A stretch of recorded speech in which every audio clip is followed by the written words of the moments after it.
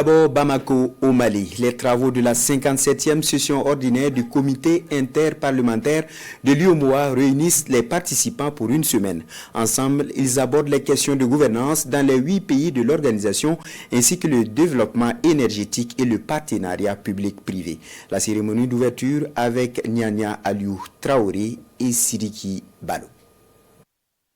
C'est la vice-présidente du Conseil national de transition qui a présidé au nom de son président, le général de corps d'armée Malick Diaw, la cérémonie de lancement de la 57e session ordinaire du comité interparlementaire de l'UEMOA.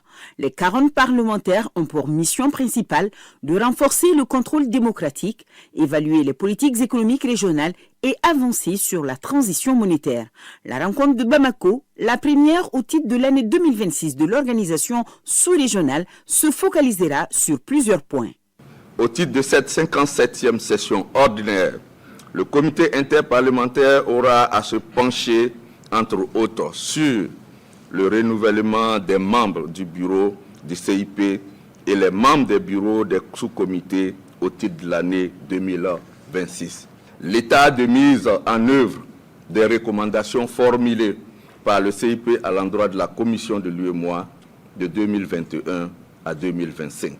La préservation de la paix et de la stabilité doit demeurer le cheval de bataille de l'organisation. Le comité interparlementaire UEMOA, il faut le dire, joue un rôle important à l'instar des autres organes dans la dynamique d'approfondissement de l'Union en assurant une représentation parlementaire équilibrée et en garantissant sa mission de contrôle démocratique dans le cadre du processus d'intégration régionale.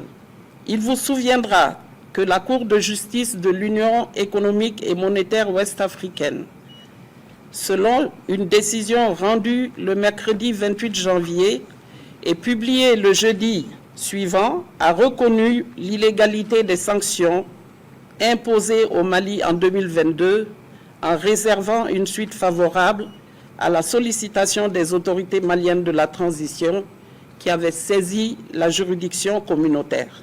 Honorable Fofana a par ailleurs fait un clin d'œil aux femmes en rapport avec la célébration du 8 mars. Il a rappelé toute la place qu'elles occupent dans le développement et le progrès de nos États. Les travaux de la session se tiennent du 9 au 14 mars.